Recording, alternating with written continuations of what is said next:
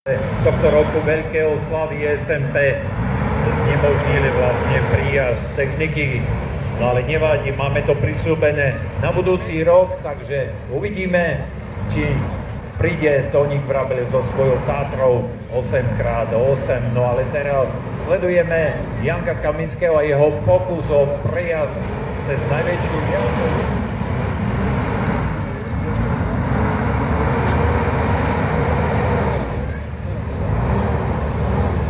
Trošku si to tam tak odhrebuje. Len Janko, keď tam ostaneš, to cesta má Dzibica.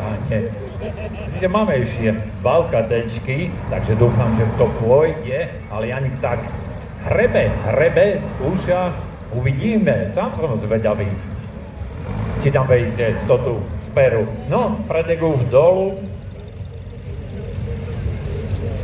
Vyzerá by to tá Janka trošku priúzka na takú mašinku.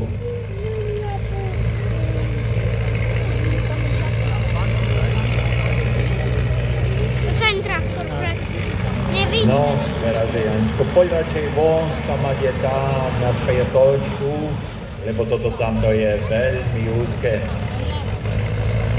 Na čo ide sa?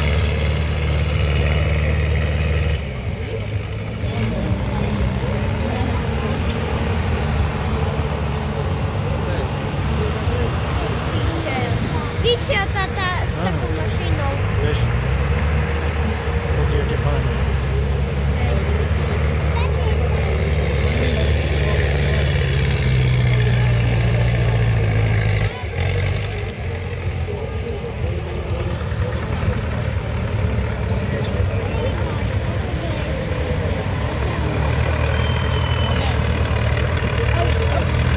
Výborne, takže Janko sa nám otočil v tej najúžšej sekcii.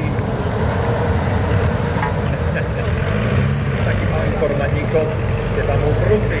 Výborne, ale úsmev na tvári znamená, že Janko si to užíva. Hlavne keď očape organizátorov.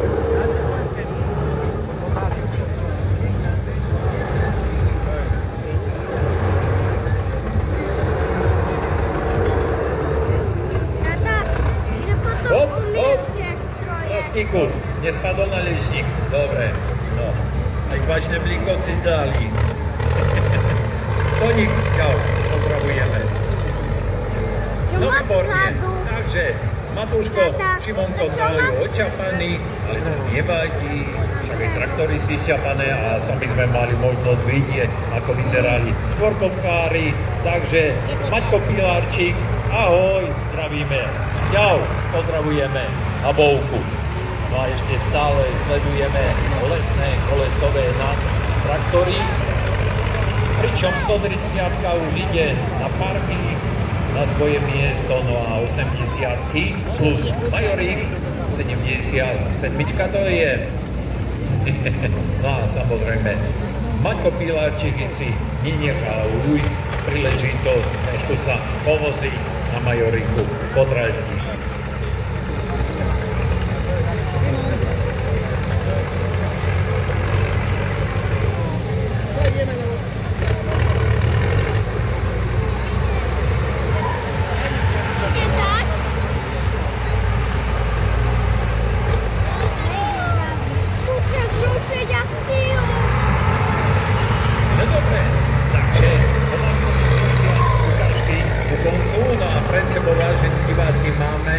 Tretie súťažné disciplíny, a to je silová disciplína, kedy vlastne traktoríky, ktoré sa prihlásili do tejto súťaže, budú mať možnosť odprezentovať svoju silu a ukázať, čo v nich je v rámci silovej zložky.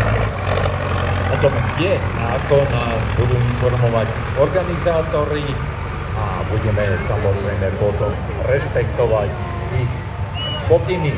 No medzi tým vidíme Sielčanov, ktorí už zbalili svoj základný tábor a pomaly opúšťajú tento priestor, takže pozdravujeme priateľov z Sihelného